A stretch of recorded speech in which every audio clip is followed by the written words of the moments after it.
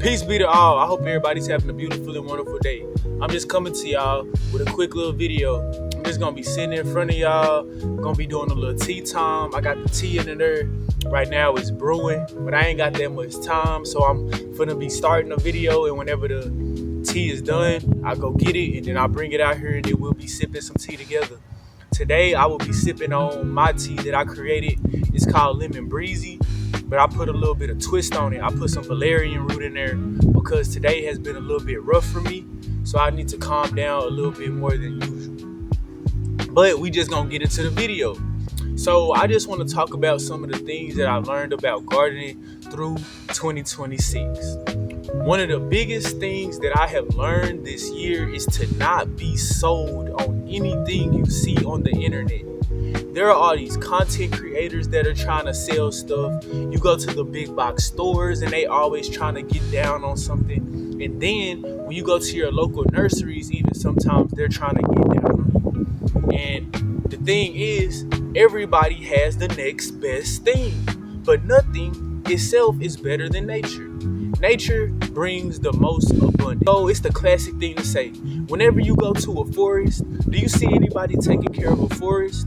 No, you don't. Nature is taking care of itself.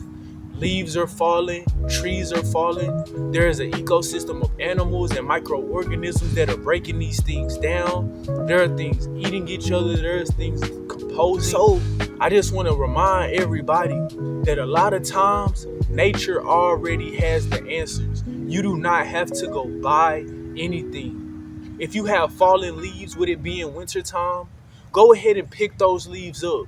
Put them in a pile, moisten them up a little bit, and then let them decompose over the next year and a half. And you will have some really beautiful leaf compost that you can put on top of your plants as a top dressing that will definitely bring them some nutrition.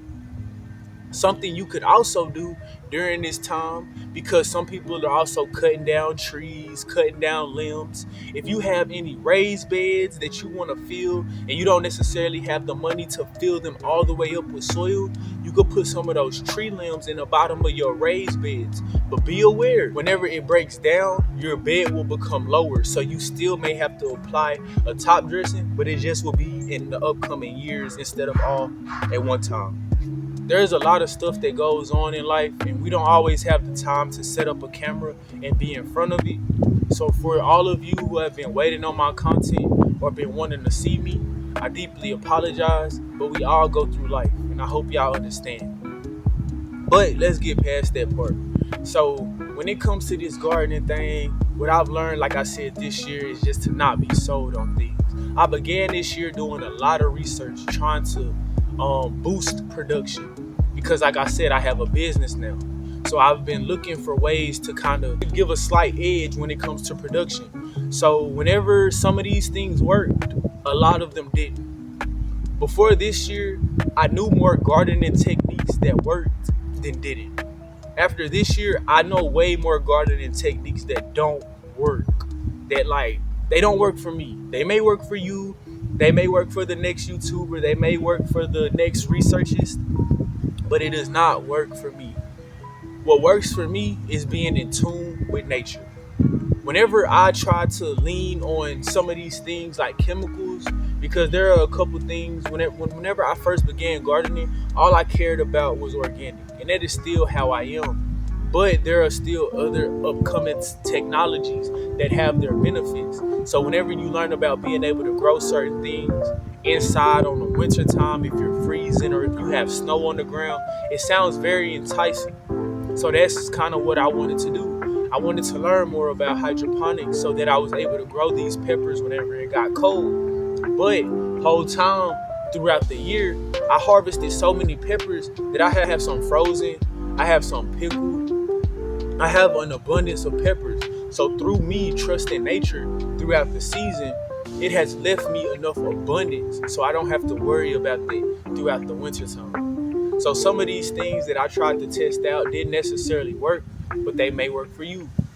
One of the things that I can say that has worked is the crack key method, but specifically with bok choy. Kale, and some peppers that I'm currently in the middle of growing. They still haven't fruited yet, so that's still why I'm kind of saying I don't know. But they have gone farther than any other crop I have tried. And trust me, I've tried a lot of different crops using this hydroponic method. I've even tried using some of the hydroponic solution on some of my seedlings that I started organically to see if they would give them an extra boost. Although the solution gave it an extra boost, whenever I end up putting those seedlings into the ground, they were stunted due to the fact that whenever you're offered an abundance of nutrients that you may not know what to do with, you become a luxury. When you come into my organic garden that is not being fed by chemicals, then you start to see, hey, these microbes do not work with chemicals. Because if it was a perfect translation, like some people say, oh, the nutrients that are broken down by microbes is the same as if it's synthetic. If you say that, there are only so many synthetic processes that can get you a nutrient. There are a lot of different insects, microbes, and microorganisms that can bring you different parts of the nutrient chain. There are, like I said, I'm gonna repeat that. There are only so many synthetic ways that we know how to synthesize these nutrients. There are so many, more than you can count on a single hand with your fingers and toes, and maybe potentially with your elbows and knees. There are more ways that microorganisms, insects, and microbes can break down these nutrients and make them bioavailable to your plant. Your plant has a symbiotic relationship with these microorganisms. So why would I want to put something that I'm thinking I'm gonna tell the plant what it wants? I'm gonna tell the plant what it needs. If I live life like that, I will always be fighting like I have this past season. The plant knows what it wants. The microorganisms know what it's able to do. And they work together to come out in a positive relationship. Like I said, a symbiotic relationship. That's how we need to be working in this world. A lot of these things that are going on, it does not work with you. It does not work with me. There's always one person winning, it seems like. But we're not going to talk about all that. We're going to bring it back to plants. Whenever we are putting these chemicals on our plant, the only person that is winning is the people who are selling those chemicals. Nature is not winning. Your plants are not winning. So I would say, like I said, throughout this whole year, I have learned, I have seen, I have understood a whole lot. And don't be sold on something. Make your own compost. Make your own nutrients. I have a couple DIY videos on the internet of how you could use your lawn clippings, how you could use leaves, how you could use comfort, things that you can grow yourself to have nutrients in your garden. So don't limit your thinking to thinking that you have to go to a big box store and buy these chemicals that you can't even name. I have to talk about it. I have to talk about it because it's something that I never seen before. And like I said, I work at a school. So Miracle-Gro, we all know about Miracle-Gro, and if you know me, I don't know if I bashed it enough. Miracle-Gro, no.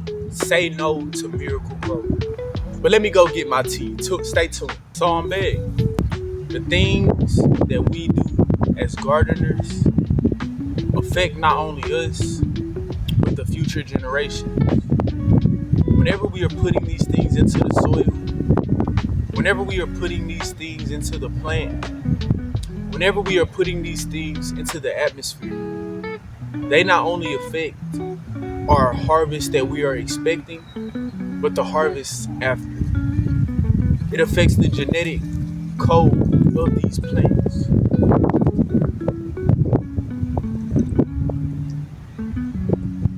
So I just want to say, remember that when you are gardening, you're not only gardening for yourself, you're gardening for the future. Something else that I want to speak on is 3 to 6 inches of compost goes a long way. No matter if you're applying that in the lasagna method, no matter if you just have a plot of land that you just want to make a couple rows, 3 to 6 inches of compost on top of that soil goes a long way. You could do a raised bed, you could do a container. These things can grow you things that can sustain you, not only sustain you, but give you the confidence to grow more. Something else I want to tap on that I built on from last year is seaweed extract. Now I know seaweed extract is not necessarily available to everyone always. I live in Texas. I live in Central Texas. We don't have no seaweed around here. But if you are able to find good quality seaweed extract or seaweed powder, it can do you wonders when it comes to starting seeds and seeds. If you do microgreens, a little goes a long way. You can soak your microgreens or your sprouts in this seaweed extract, and it will give them an extra boost whenever they sprout. It will help the germination rate and things of that nature. Work with nature. Do what you can to stay on track. Do not be distracted by these companies. Do not be distracted by the new best thing.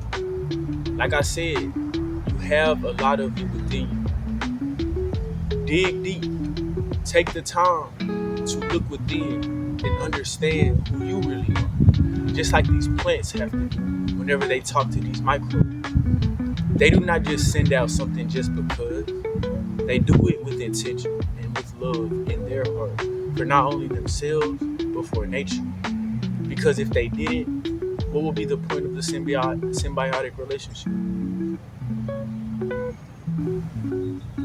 Keeping it simple takes you the longest way. You don't want to do like I did this year.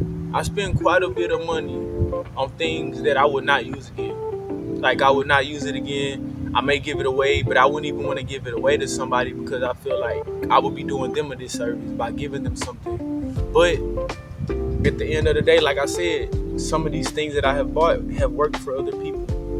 So I might be doing a giveaway. I'm having a seed swap early next year in 2026. So that might be what I do. I might give a couple people some things and show them or just let them be along their way. But keep it simple. Do not spend money on things. And the last thing I want to leave y'all with that I have learned is synthetics have their place, but just not in my garden. I do not and will not use synthetics in my garden ever again. Synthetics have their place, just not in my garden. Like I said, for some people, these things have worked.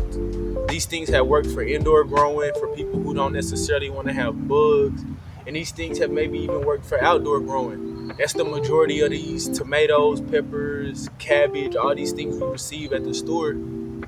Mind you, the FDA done approved. The EPA done approved. ... Go do some research. I want to leave y'all today. A lot of these synthetic fertilizers, a lot of these synthetic pesticides, a lot of these things, they're doing nothing but hurting us. Why grow your own food if you're going to apply the same things that they are applying? Synthetics have their place, just not in my garden. Really not on my earth. But we all walk this earth. And I'm not the only one who live here, so... But anyways, man, I just want y'all to remember that every day that we garden, we are building a better future. Do not give up. Do not lose hope. Do not quit. You have it within you to be great. I'm talking to myself right now because each day I'm contemplating whether or not I should quit gardening. Not for myself, but for others. The change is coming. It's coming. It's here. I just have to see it through.